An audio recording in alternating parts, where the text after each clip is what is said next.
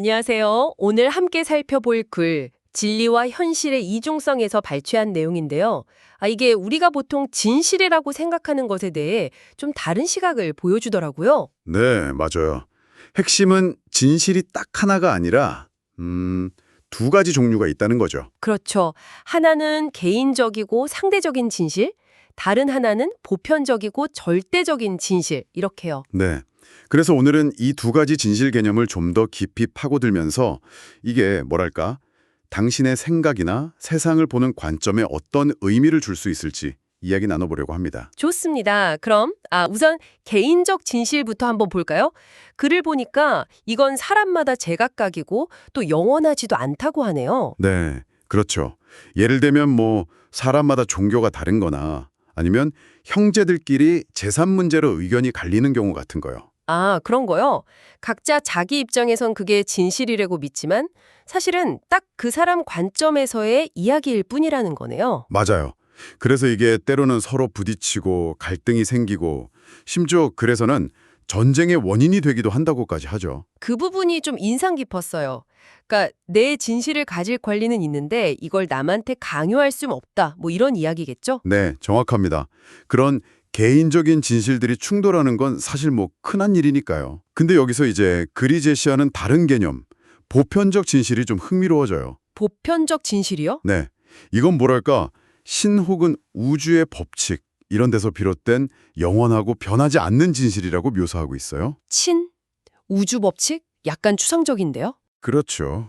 그래서 아무나 쉽게 아는 건 아니고 아주 내면적으로 깊은 성찰이나 균형을 이룬 사람 혹은 좀 특별한 역할을 맡은 사람에게만 이게 드러날 수 있다고 해요. 잠깐만요. 그 내적 균형이라는 거요.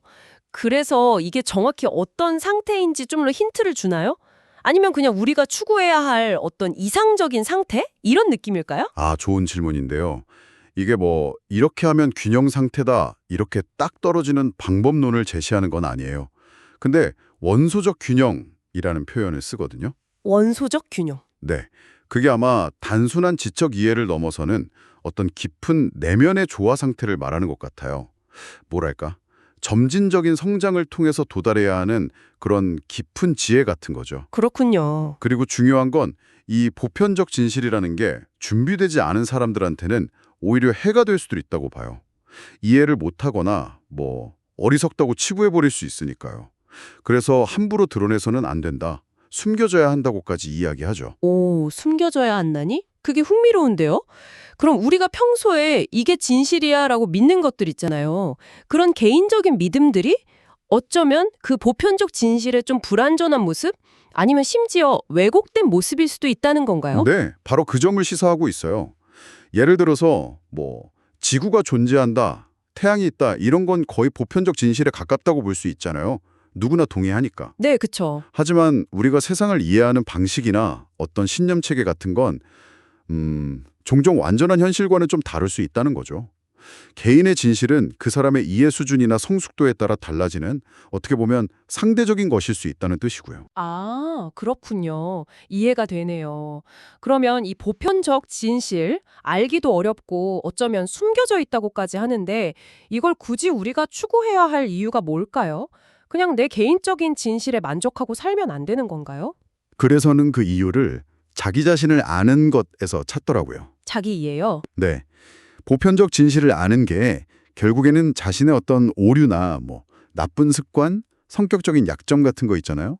그런 내면의 문제를 깊이 파악하는 데 꼭 필요하다고 강조해요. 단순히 바깥 세상을 아는 걸 넘어서 나 자신을 제대로 아는 열쇠가 된다는 거군요. 그렇죠. 더 나아가서는 눈에 보이지 않는 세계의 어떤 법칙이나 존재를 이해하는 데도 이게 결정적인 역할을 한다고 보고요. 아까 말씀드린 원소적 균형이 필요한 이유도 사실 여기에 연결되는 것 같아요. 그렇군요. 깊은 자기 정찰과 조화가 먼저 필요하다 뭐 이런 의미로 받아들일 수 있겠네요. 네, 그런 맥락으로 이해할 수 있겠습니다. 자, 그럼 정리를 좀 해보면 오늘 살펴본 글은 우리 앞에 두 가지 진실이 있다는 걸 보여주는 셈이네요. 하나는 내 경험이나 믿음에 따라 달라지는 유용하긴 하지만 때로는 변하고 충돌하는 상대적 진실. 네. 그리고 다른 하나는 시간을 초월해서 영원하고 변하지 않지만 깊은 이해가 필요한 보편적 진실, 이 두 가지가 공존한다는 관점 자체가 참 생각할 거리를 많이 주는 것 같아요. 네, 맞아요. 이 구분이 당신에게는 어떻게 다가오시나요? 혹시 이것만은 정말 진실이야 라고 강하게 믿었던 것들과 또 다른 사람들의 진실이라고 하는 것들 사이의 관계를 다시 한번 생각해 보게 되지는 않으셨는지요? 특히 되인이의 진실이 어쩌면 보편적 진실의 왜곡된 모습일 수도 있다는 관점은 우리가 얼마나 쉽게 자기 생각에 빠질 수 있는지를 좀 돌아보게 만드는 것 같아요. 정말 그러네요. 마지막으로 이런 질문을 던져볼 수 있을 것 같습니다. 만약 우리의 그런 개인적인 진실들이 정말로 더 큰 보편적 진실의 어떤 조각이거나 때로는 좀 비틀린 모습일 수 있다면요. 네. 그렇다면 우리는 내 믿음을 소중히 여기는 것과 동시에 또 더 넓고 깊은 진실을 향해서 열려 있는 태도, 이 사이에서 어떻게 균형을 잡아야 할까요? 아마 이 질문에 대한 당신만의 답을 찾아가는 과정 자체가 꽤 의미 있는 여정이 되지 않을까 싶습니다.